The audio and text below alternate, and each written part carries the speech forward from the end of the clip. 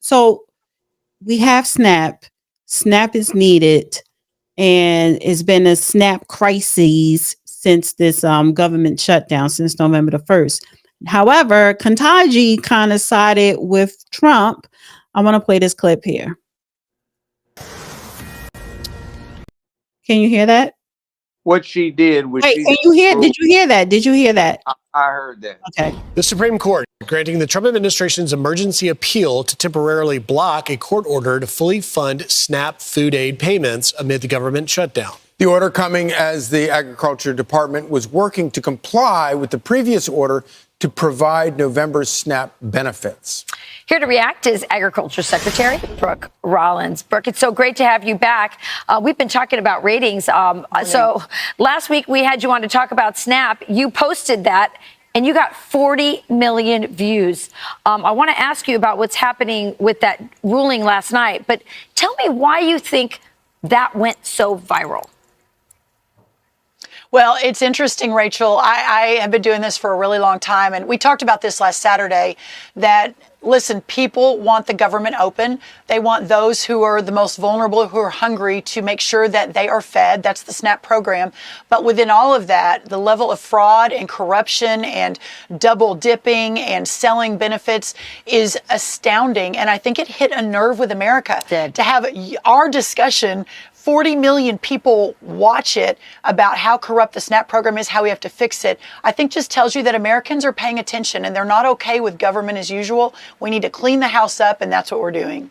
So the Center for Immigration Studies has found that anywhere from 50 to 60% of households that are headed by illegal immigrants rely on SNAP benefits and other programs similar to that. Is there a problem with that?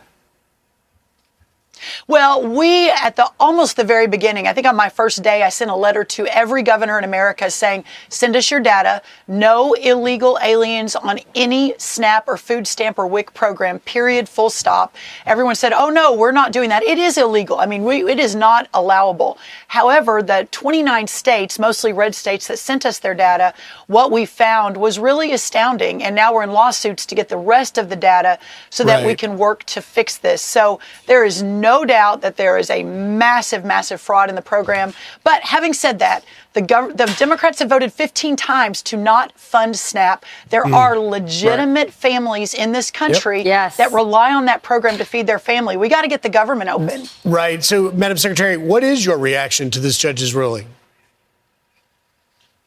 Well, so last night, just to very quickly summarize for everyone, the Constitution, basically the executive branch takes the money from from Congress, from the legislative branch. This goes back to the very beginning. We just can't create money out of the sky. That's not how the United States work. It's interesting, the No Kings rally, right? Where they said, we don't want a king in America, except now they want a king that can create money out of the sky, the clear blue sky. And so a very leftist judge in Rhode Island said, oh, go create the money, everybody, go find it. And then the First Circuit basically agreed with that. But last night, y'all, Judge Ketanji Brown, no great friend of, free market and constitutional government, said, no, we need to stay this for 48 hours. The First Circuit needs to take another good look at this, that this probably is not constitutional. You can't just create money to fund a program that Congress refuses to fund. Okay, let me break this down to you. Ketanji Jackson Brown is not doing a damn thing to support Trump. She's simply dealing with a procedural matter. It would be the equivalent of if the rule book says you get 15 days to file your motions and somebody says, we want to expedite this, we want just 5 days, and a judge says, I'm not ruling on the merits of the case, but no, you can't do this in 5 days. They get 15 as per the statute. That's all she's doing. Mm-hmm. Yeah. And she each of the justices is assigned to one of the judicial districts. And what winds up happening is it comes through that particular judge. So she's got that from that district. I think it is District 1 Circuit. Mm-hmm. Okay. Yes. Yeah. I think it was that. Yes. I think I read that. I mean, it's not like they got a chance to pick her. She's just the one assigned to the First Circuit, which is basically one of the smallest circuits, and it's one of the smallest states. So we have several thousand of these district court judges, so there's no telling what one of them might do. Well, I want to play this clip of Wes Moore. He is the governor of Virginia. And what's coming out is the Trump administration was basically telling state governors, if you guys fund your state SNAP program, you're going to be punished. There's going to be retributions from the federal government. So I want to play his clip. We're joined now by the Democratic governor of Maryland, Wes Moore. Good to have you here in person. Great to be with you. Thank you. So, Governor, 1 in 8 Americans use food stamps in Maryland. You have about 700,000 people, as I understand it, who rely on this for food aid. Since the Supreme Court put that stay in place on Friday, do you know whether that money will actually be available to residents in your state to buy food? We don't know, and that's why we're not waiting. It is why, just in the past few days, I have authorized over $10 million that's going towards heating assistance for people in the state of Maryland. Over $10 million has gone to our Maryland food banks, that we have made public transportation free for all of our federal workers, because they in many cases are going to work and not being paid. Mm-hmm. And I have also authorized $62 million to go towards SNAP, to make sure that SNAP is not going to be interrupted for the people of Maryland for as long as we can, despite the fact that we are waiting for the President of the United States to finally do his job. We are watching the president who is literally breaking the law so people can starve. But we're not going to sit there and tolerate it in our state. Well, you just heard Director Hassett say that they are trying to follow the law, which is why they went to the courts. The USDA did say they were going to work towards implementing full payments, and then there was this Supreme Court stay put in place. So do you have clarity on when money might be coming through at all? Like, what's the federal government telling you? There is no clarity at all. In the past 6 days, we've received 4 different measures of guidance from the USDA and from the Trump administration about how to handle it, where initially it was said, well, listen, we want the states to help to support. And despite the fact that this program was built as a partnership between the federal government and the states, where the federal government were really helping to underwrite these costs for people. And then once we decided to step up and say, we are going to make sure that our people are going to be okay. You were fronting the money. That we are going to front the money. Okay. We've now received guidance saying the states are going to be punished for fronting the money. There is a chaos, and it is an intentional chaos that we are seeing from this administration, and where they have money for everything. They got money to fight wars. They got money for ballrooms. They got money for everything. But when it comes to supporting the American people, that's now when they are crying, well, we're broke, and that's not what the law requires us to do. As you know, the White House says those sponsorships for the ballroom are separate from government money. But yeah. On the issue, though, of the shutdown itself, on Friday, we did see the Democratic leader Schumer offer to end it if Republicans agree to a 1-year extension of the Obamacare health care subsidies. Republicans said that's a non-starter. This is going to make us a big issue for the midterms. But would you tell the Democrats on Capitol Hill to dig in, that the pain that the people who are living in your state is somehow going to be worth it in the end for an extension of a tax credit? There is no pain that is worth it.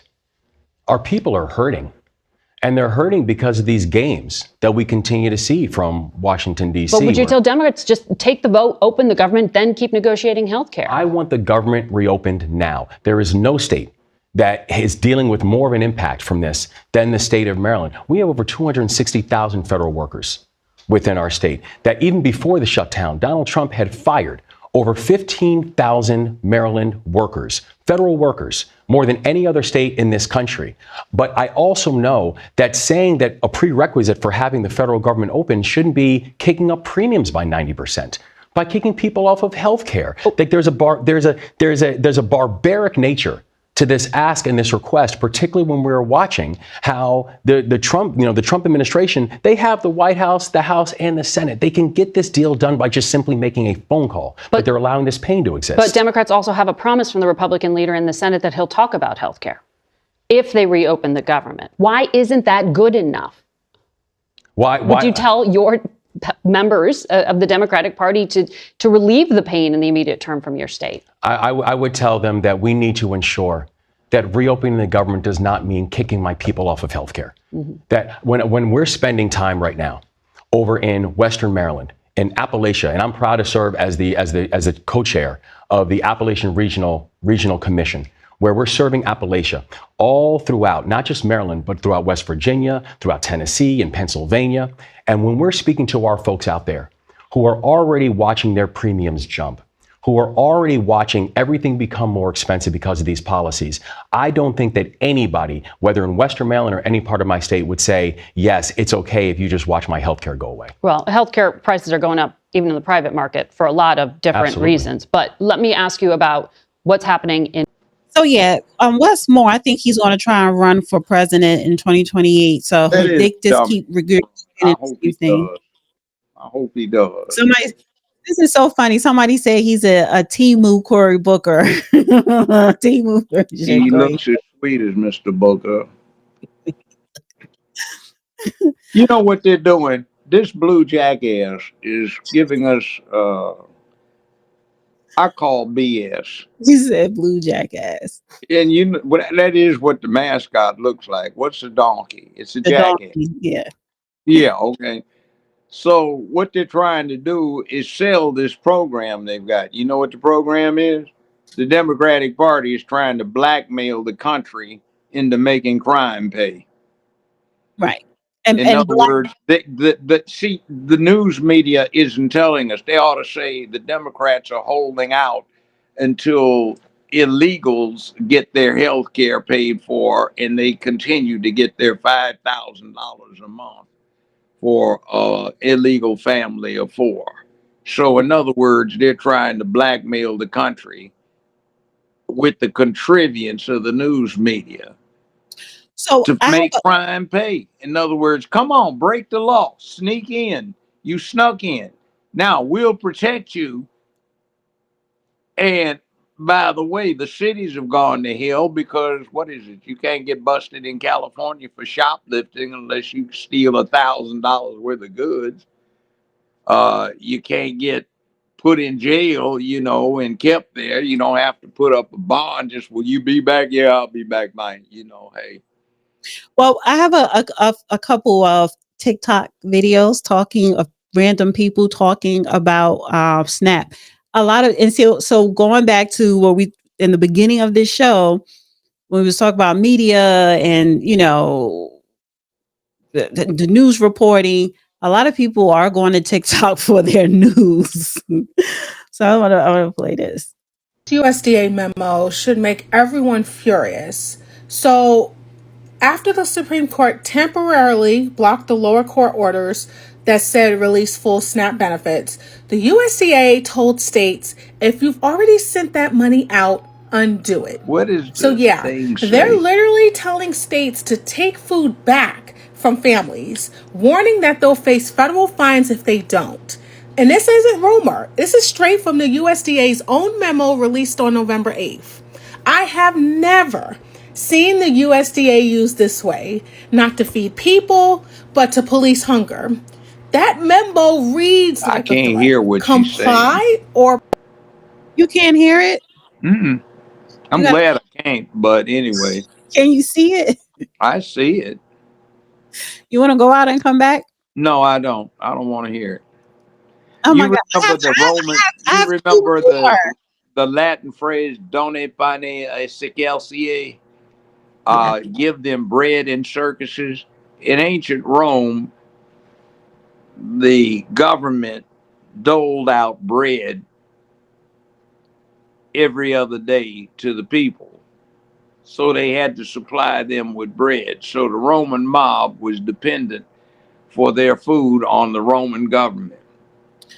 And they manipulated it to control the mob for centuries. I have two more. So now these people have the wherewithal to get their bread, and they're getting manipulated. Can you hear me? I hear you well. But I have two more TikTok clips. TikTok brought to you by the People's Republic of China. Interesting. So now we wake up to another blow to you know they won't SNAP play benefits. This stuff in China, by the way. Okay, all the conversation. Or the equivalent in China. You still can't hear. Go I out can read it. I've got captions up here. Go out and come back. No, I don't want to go out and listen to it. All right, so let me just play it. So the conversation all weekend long about the Supreme Court's decision to side with Trump. Not moving. Yeah, the Supreme Court is playing Chestnut checkers, right? She's got a Okay. weird So looking now expression Trump on her face with her is taking it eyes upon half himself to closed. even stop half of the benefits. Yeah. Yeah, but, you know, the Supreme Court is playing checkers, not chess. And people are starving. You better believe the states, they have GOP governors, they're not even going to send out half. And people are going to starve. Yeah. The food lines is from here to Mexico. Okay? They stopped funding the food pantries. Okay? But the Supreme Court was correct in ruling that, right? This is what everybody's saying. That the Supreme Court is correct in the ruling. Now Trump done came out being the king, saying not even half to go out. You can't give a bully an inch. Trump is a bully. You cannot give a bully an inch. Now, not even half of the benefits. But yeah, okay. Okay. Yeah, right. I don't understand. I don't. Why can't you just go out and come back? This is so funny. I don't want to hear it. Please, I want you to hear it. I like to pull him into the bullshit. Try it again. All right. That states stop paying out full SNAP benefits to Americans that rely on. And if they don't, they can face significant financial penalties from the administration. The New York Times now reporting that what the Trump administration is essentially trying to do is telling states you cannot pay full SNAP benefits to American families. And as Andrew Craig, a top House Democrat, said, they're essentially trying to take away benefits from families that already receive them. And it puts major chaos on a system that was already in chaos because the Supreme Court previously put in place a block on full SNAP payouts. But that doesn't mean that partial SNAP payouts couldn't continue. And many families actually received partial SNAP payments for November already. And now this Trump administration is trying to essentially claw that money back, potentially, or stop states from paying out any further SNAP benefits to fulfill the full November amount. In any event, I personally never seen an administration fight so hard to ensure SNAP doesn't go to American families. Spread the word. Follow along for more. I think that was the AI. Yeah, you know what? See, here's the problem. You know, when you fill out the application, you have to list all sources of income, right? Of SNAP. Yeah. Yeah. Okay. Now, if the state pays it to you, that's another source of income. And what happens is under the pretty strict federal law, if you get a higher source of income, your benefits the benefits you're entitled to are reduced. So what happens is you come up with a nightmare where the state subsidizes the people. They have to report that as income, and that reduces the benefits that the feds have to pay out, which causes an administrative mess. So there's another little reasonable, rational something behind it that the press, mainstream press, doesn't want anybody to know about. Well, Yeah, in other words, it's like, how are you going to handle it? And then the other thing too, if the states pay it out, they're probably getting a federal subsidy. So the problem is that Congress, when they passed the act that set that federal subsidy up, probably specified what it can be paid for. So if the states go ahead and start paying something that's authorized to pay for X, they decide to take somebody else's money and pay it for Y, then you have a problem. SNAP fatigue. And then we get back to the point of, if our tariffs hadn't been stripped and American industry been encouraged to go overseas for profitability, all of these people that are getting SNAP would have had higher paying jobs here and they wouldn't have needed it. Simple as that. I don't care how much money I'm making. I want some snaps. I don't. I want some SNAP benefits. I do. You don't eat. You just eat. Well, it's the point is I don't want anybody having a claim on me. Like, no, I like to be able to tell people go straight to hell. I would still say that. I would still say that. Go straight But they to cut your funds off, and if you get too dependent upon them, addicted to it, then you have problems.